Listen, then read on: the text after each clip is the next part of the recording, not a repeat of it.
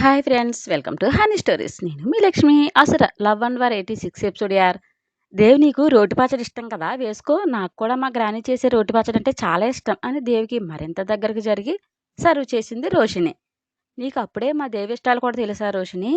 So sweet కదా జాను అని Monday మంటలు ఇంకాస్త ఆయిల్ తట్టిస్తుంది ఊర్మిళ ఆంటీ. ఫోర్క్తో ఇడ్లీని డిగ్ చేస్తున్న వేదాంత్ని చూసి, వీడేంటి ఎంత ఇరిటేట్ అవుతున్నాడు, వీడు పెళ్ళాం వాడికి సర్వ్ చేసినట్లు అనుకుంటుంది మేఘ. బాగా స్వీట్ అంటే ఏమైనా నా సిస్టర్ కదా అని వంత పాడింది చైత్ర. చైత్ర వైపు సురుగ్గా చూస్తూ, రోషిని నీకు సిస్టర్ ఎలా అవుతుంది అవును, ఎంతకు నువ్వెవరివి అని గద్దింపుగా అడిగాడు వేద్. అజిత్ మా దేవ్ ఫ్రెండ్. నీకు తెలీదా అని రాగాలు తీసింది ఊర్మిళ. వాడికి ఎలా తెలుస్తుంది ఊర్మిళ? తెలిస్తే ఎలా ఎంత బాధ్యత లేకుండా ఎందుకు ఉంటాడు అని కోపంగా అన్నారు బాలకృష్ణ. అలా అని నేను అనకూడదు కదా బావగారు, మీ అబ్బాయికి కోపం వస్తుంది అని సన్నాయి నొక్కులు నొక్కింది ఊర్మి అంటే. ఊర్మి కాసేపు సైలెంట్గా ఉండు, మనం ఏమైనా అంటే మీరెవరు మాకు చెప్పడానికి అని అడిగినా అడుగుతారు అని భార్య మీద సీరియస్ అయ్యారు భరద్వాజ్. అదేంటి రాజా, నీ చేతిలో పెరిగినవాడు అలా ఎందుకు అంటాడు అని బాధగా అంది రుక్మిణి. అలాంటి మమకారాలు చూపించేది ఎవరు వదినమ్మా, కన్నబిడ్డలే మాట వినని రోజులివి అన్నారు రాజా అంకుల్. తన మీద ఊకుమ్మడి దాడి చేస్తున్న సైలెంట్గా ఉన్న వేదిని చూస్తుంటే చాలా అసహనంగా ఉంది మేఘకు. అందరూ నేను బ్లేమ్ చేస్తుంటే మాట్లాడవేంటి అని చెవిలో గొణిగింది. అది చూసి సన్నగా నవ్వుకుంటూ, వాడిని రెచ్చగొడుతున్నావా మేక? వాడికి ఇక్కడుంది అది తెలియక తెగ అవస్థలు పడుతున్నావు అనుకుంటూ, రోషిని ఇది ట్రై చేయి బాగుంటుంది అంటూ కట్టె బంగ్లా సర్వ్ చేశాడు దేవ్. అది చూసి మరింత ఉక్రోషం తన్నుకొస్తుంది వేద్కి. నువ్వు స్పైసీ ఫుడ్ ఎప్పటి నుండి తింటున్నావు రోషిని అని ఘాటుగా గరంగరంగా అడిగాడు. టేస్టులు మార్చుకోవడం మనిషి నైజం వేద్, అందుకే మార్చుకున్నాను నీలా అని చొరకంటించింది రోషిని. తినకుండా లేచిపోయాడు వేద్. అదేంటి వేద్, ఏమీ తినలేదు, అప్పుడే లేచిపోయావు అని అడిగింది మేఘ. మిస్ మేఘ, నువ్వు మా అన్నయ్యకు అసిస్టెంట్వి, తనని ఏకవచనంతో రెస్పెక్ట్ లేకుండా పిలుస్తుంటే నాకు నచ్చదు. నా అన్నలు ఎవరి దగ్గర తగ్గి ఉండకూడదు అనుకుంటాను నేను అని వాడిగా అంది జాను. తను నాకు ఫ్రెండ్ అందుకే పిలుస్తున్నాను జాహ్నవి, వేరే ఉద్దేశం ఏమీ లేదు అని నంగిలా చెప్పింది. ఫ్రెండ్ నీకా, అది ఎప్పటి నుంచి అంది ఆశ్చర్యం నటించింది జాను. నాకైతే వేదికి మేఘ అనే ఫ్రెండ్ ఉందని తెలీదు. జాను మీకు తెలుసా ఆంటీ అని ఎత్తించింది రోషిని. ఆయన పర్సనల్ మ్యాటర్స్ మీకు తెలియాలని రూల్ ఏమీ లేదు కదా మిస్ అని సీరియస్గా అడిగి లేచి వెళ్ళింది మేఘ. వేద్ మనసులో వేద్ మనసు పొరలో దాగినవి తెలుసుకున్న నాకు తెలీదా అని నవ్వింది రోషిని. మోస్ట్ ఇరిటేషనల్ ఫ్యామిలీ డ్రామా అని విసుగు ప్రదర్శిస్తూ వెళ్ళారు భరద్వాజ్ గారు. ఏ ఇంట్లో లేని చిత్రాలని మన ఇంట్లోనే జరుగుతున్నాయి ఏంటో అని చైత్ర వైపు చూస్తూ వెళ్ళింది ఊర్మిళ. రుక్కు, వాడికి నువ్వైనా చెప్పు, ఆలోచనలు తప్పుదారి పడుతున్నాయి అనుకుంటా అన్నారు బాలకృష్ణ. అడ్డాల నాడు బిడ్డలు కానీ మీసాలు గెడ్డాలు వచ్చాక కాదని నాని అన్నట్లు అమ్మ చెబితే వినే సిచ్యువేషన్లో అన్నయ్య లేడు. చిన్నడాడీ తనకు తానే తెలుసుకోవాలి, ఎవరు ఏమీ చేయలేరు అంతే జాను. ఏంటి ఇద్దరికిద్దరు ఇలా తయారయ్యారు అని చిరాకు పడుతూ వెళ్ళారు బాలకృష్ణ. నేనేం చేయగలను, చెబితే వినే వయసా అని బాధపడింది రుక్మిణి. ఆంటీ మీరు బాధపడకండి, వేద్ మారతాడు, మంచికి చెడుకి తేడా తెలుసుకోలేకపోతున్నాడు, అదే బిగ్ మిస్టేక్ అంది రోషిని. ఒక మనిషి స్వార్థం ఇంతమందిని బాధ పెడుతుంటే తన అక్క మీద విపరీతమైన ద్వేషం తగిలింది చైత్రకి. కోపంగా లేచి వెళ్తుంటే జాను చెయ్యి పట్టుకుని ఆపింది. వదులు జాను, మరీ ఎంత దిగజారిపోవాలా అని కోపం బాధ మిక్స్ చేసిన స్వరంతో అంది చైత్ర. ఆవేశపడినంత మాత్రాన ఒరిగేది ఏమీ లేదు, పద అని తీసుకెళ్ళింది జాను. నిశ్శబ్దంగా చూస్తున్నాడు దేవ్. మీరేంటి అంత డీప్గా ఆలోచిస్తున్నారు దేవ్ అని అడిగింది రోషిని చిన్నగా నవ్వి. ఆడదాని వల్ల రాజ్యాలే కూలిపోయాయి, శ్రీరాముడు అంతటి వాడే అరణ్యవాసం చేశాడంటే ఏంటో అనుకున్నా రోషిని. లైవ్ చూస్తుంటే తెలిసి వస్తుంది, అదే ఆలోచిస్తున్నాను, మరీ ఎంత స్వార్థాల మనుషులా అని నిట్టూర్చాడు. మరి ఏమనుకున్నావు, అధికారం డబ్బు కోసం, డబ్బు మీద వ్యామోహంతో చాలా ఘోరాలు జరుగుతున్నాయి. ఇది చాలా సెన్సిటివ్ ఇష్యూ దేవ్, తెగిస్తే ఈ మ్యాటర్ 2 minutesలో తేలిపోతుంది, కానీ కొన్ని హృదయాలు భద్రైపోతాయి, అందుకే కదా మీరెంత ఆలోచించేది, మీరు తలుచుకుంటే ఎంత చెప్పండి అందామే. హా, నాని అమ్మ ఇద్దరు తట్టుకోలేరు, అమ్మ చాలా ప్యూర్, రోషిని ఎలాంటి కల్ముషం లేని స్వచ్ఛమైన మనసు, మేము నలుగురం తన చేతుల్లోనే పెరిగాం, బట్ కన్నబిడ్డల వల్లే బాధ తనకు, అదే బాధ కలిగిస్తుంది అన్నాడు దేవ్. హాయ్ సిస్టర్ బాగున్నావా అని పిలుపుతో తల తిప్పి చూసింది మేఘ. నేను అల్జిత్ని, నీ అర్ణమని కాదు మిస్ మేఘ. ఏంటి పారిపోయి బతికిపోయావనుకుంటే కోరి చావు వెతుకుంటూ మళ్ళీ వచ్చావు అని కళ్ళేర చేసింది చైత్ర. నా చావు ఎవరు చంపుతారు? నువ్వా? అని వెకిలిగా నవ్వింది మేఘ. నా వరకు ఎందుకు? నేను అంటే వీడు చాలు నిన్ను చీల్చి చెండాడడానికి. ఏరా అనగానే గుర్రుగా చూస్తూ అరిచాడు లియో. అచ్చా, మాటలు మిగులుతున్నావు. నీ బావిచ్చిన ధైర్యమా? నేను ఒక మాట వేటితో చెబితే నిన్ను గేట్ బయటికి విసిరేస్తాడు చూసుకో అని బలుపుగా చూపించింది. మేఘ వైపు పైనుండి కింద వరకు ఎగాదిగా చూసి పెదవి విరిచి, ఏం చెబుతావు? నీ చేయి పట్టుకున్నాను చెబుతావా లేక కన్నుకొట్టాను చెబుతావా? నీకు ఎలాగూ వాయు వరుసలు లేవు కదా. అన్నని మోసం చేసి తమ్ముడికి వలవేశావు. అది వర్కౌట్ అవ్వలేదని పారిపోయి చైత్ర గెటప్ నుండి ఇప్పుడు మేఘలా వచ్చావు. ఏం సాధిద్దామని వచ్చావు? బావని నీ మీద 10 మినిట్స్ ఫోకస్ పెట్టాడంటే నిన్ను పాతాళంలోకి తొక్కేస్తాడు. ఏంటో తెగ ఎగరేస్తున్నావు. ఏం చెప్పి మాయ చేసావేంటి వేద్ని అంటూ వెకిలిగా నవ్వింది. నా ప్యూరిటీ చూశాడు వేద్ అని గర్వంగా అంటూ, నేను చాలా సెల్ఫిష్ని కాదు. దానికోసం మీకేం తెలుసు? కలిసి పెరిగిన నాకు మాత్రమే తెలుసు. చిన్నప్పటి నుంచి నన్ను తొక్కేస్తూనే అది ఎదిగింది. దానివల్ల నేను ఇంటికి మా అమ్మా నాన్నలకు దూరం అయ్యాను. మా నాన్న అండ చూసుకుని ఎంత రెచ్చిపోయేదో నీకేం తెలుసు?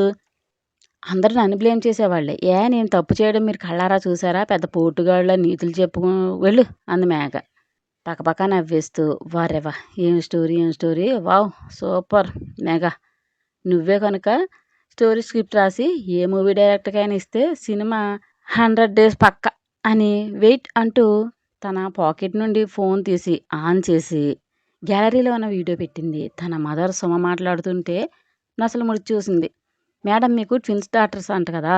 మీ చిన్న డాటర్ చైత్ర నా ఫ్రెండ్. నేను ఒక ఆర్టికల్ రాస్తున్నాను. ట్విన్స్ మీద 2 మినిట్స్ గ్యాప్లో పుడతారు. ఇద్దరి మనస్తత్వాలు ఒకేలా ఉంటుందా అని దాని మీద రీసెర్చ్ చేస్తున్నా. చైతుని అడుగుతుంటే నన్ను అడిగితే నేనే గొప్ప అని చెబుతాను. అదే మా అమ్మ అని అడుగు, తను తల్లి ఏదైనా న్యాయంగా చెబుతుంది. సో ఇక మీరు చెప్పాలంటీ అంటూ అలజిత్వేషంలో ఉన్న చైత్ర చిన్నగా నిట్టూర్చి, మేఘ బిహేవియర్ చాలా చిత్రమైంది బాబు. తన పంతమే నెగ్గాలనుకుంటుంది. ఏం కావాలన్నా నిమిషాల్లో తన ముందు ఉంచాలి. లేకపోతే అలుగుతుంది, తిండి తిందు, మంకుబట్టు పడుతుంది. బిడ్డల ఆకలితో ఉంటే ఏ పేరెంట్స్ మాత్రం ఓర్చుకోగలరు? అదే అలుసైంది. చైత్ర అలా కాదు. ఉన్నంతలో సర్దుకుని తంటాడి కష్టం ఇవ్వకూడదు అనుకుంది.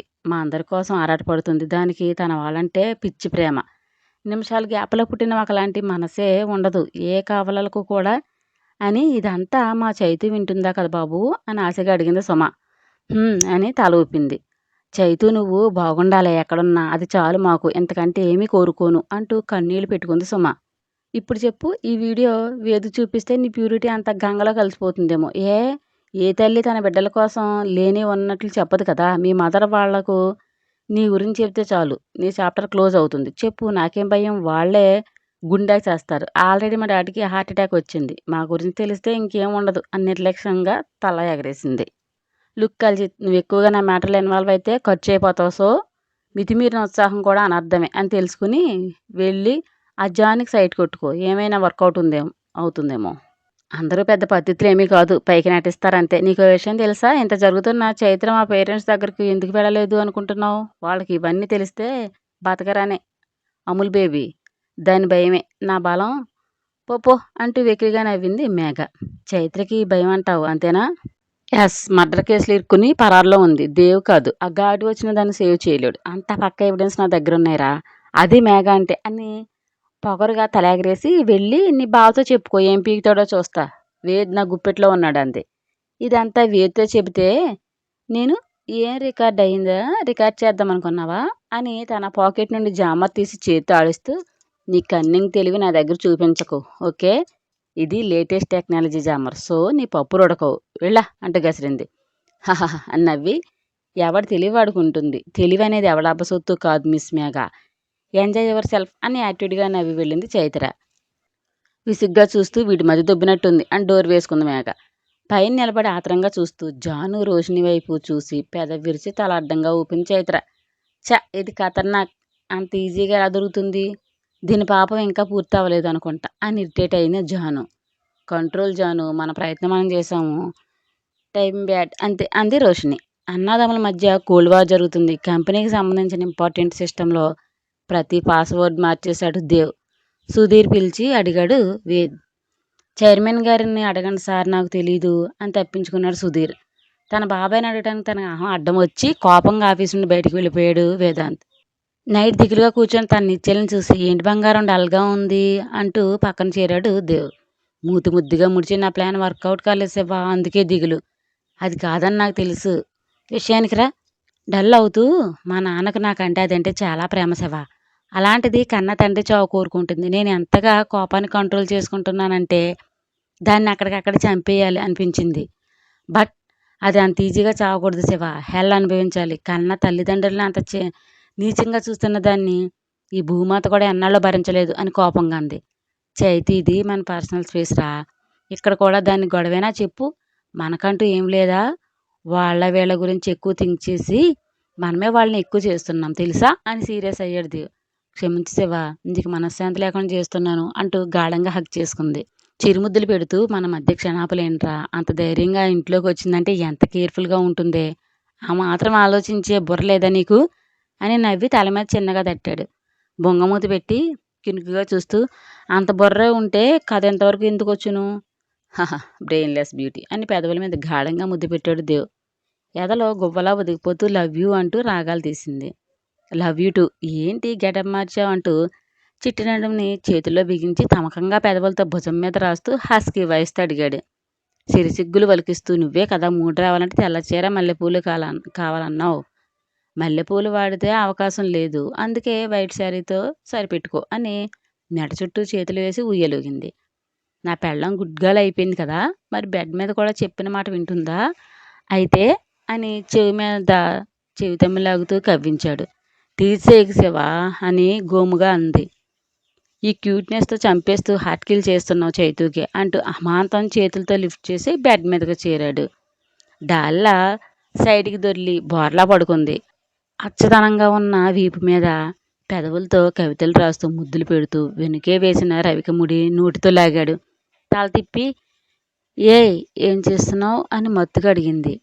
సరసాల సయ్యాట్లు ఆడదాం అనుకుంటున్నానే, వద్దా అంటూ తెల్లగా ఉన్న వీపు మీద ముద్దులు వేస్తూ మెడ మీద అది గాఢంగా ముద్దు పెట్టి లైట్ బెయిట్ చేశాడు. సైడ్కి తిరిగి అనుమతి ఉందా సరసాలు ఆడడానికి అని అల్లరిగా కళ్ళు ఎగరేసింది.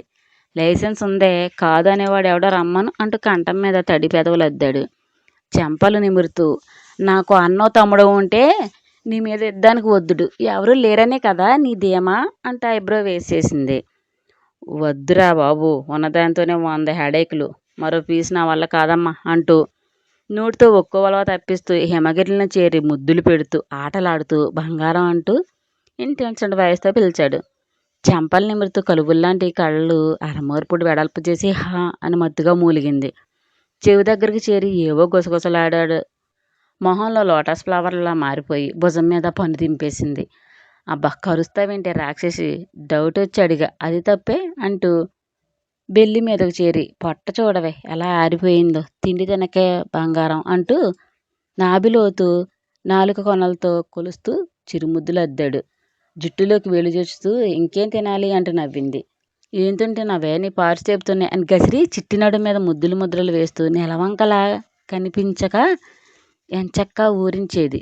ఈ ఎదవ కాస్ట్యూమ్ వల్ల దీని దర్శనమే ఉండడం లేదు అని బయట చేశాడు. అందంగా నవ్వుతూ నీకు స్వీట్ టార్చర్ తప్పించింది అని ఆనందించు అంది. ఎంత భార్య అయినా అప్పుడప్పుడు ఇలాంటివి కనిపించి కనులకు విందు చేయాలి, ఆనందమే వేరు తెలుసా అంటూ వీణమీటినట్లు తనువుని మీటుతూ సరాగాలు పలికించి తాపాన్ని రేపుతూ ఎత్తులు కొలుస్తూ లోయల్ని అన్వేషిస్తూ పైకి చేరి ఊరించే మధువుల్ని అందుకుని గాఢంగా పెనవేశాడు. ఆ ముద్దులో జతకూడదు మరింత ఇష్టంగా పెనవేసింది చైత్ర. ఇరువురి శ్వాసల్ని ఏకం చేస్తూ పెదవుల్ని చిక్కుముడులు వేసి 2 నాలుకలను పెనవేసి తన ఎంగిలి అందించాడు. సన్నగా మూనింగ్ సౌండ్ ఇస్తూ అతన్ని బేర్ బాడీని తడుముతూ కొనగోటి ఘాట్లు పెట్టింది. ఇద్దరు వేరు కాదు ఒకటే అన్నట్లు మారిపోయి పందిరల్లని తీగలు పెనవేసుకొని పోయారు.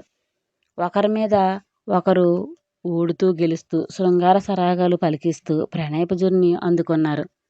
వేడి ఊపిర్లు బలమైన నిట్టూర్పులతో రూమ్ కూడా సెగలకక్కింది.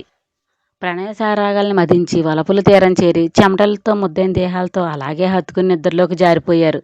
పై ఫ్లోర్లో ఉన్న మేఘ 1-2 సార్లు దేవ్ రూమ్ దగ్గరకు వచ్చి డోర్కి చెవి ఆంచి లోపల మాటలు వినే ప్రయత్నం గట్టిగానే చేసింది. సౌండ్ ప్రూఫ్ రూమ్ కావడంతో ఏమీ వినిపించక, పళ్ళు నూరుకుంటూ ఇలా కాదు మరో మార్గం ఏమైనా ఆలోచించాలనుకుని వెళ్ళింది. స్టోరీ మీకు నచ్చినట్లయితే ఒక లైక్ ఇచ్చి కామెంట్ చేయండి. ప్లీజ్ షేర్ అండ్ సబ్స్క్రైబ్ చేయండి బడ్డీస్.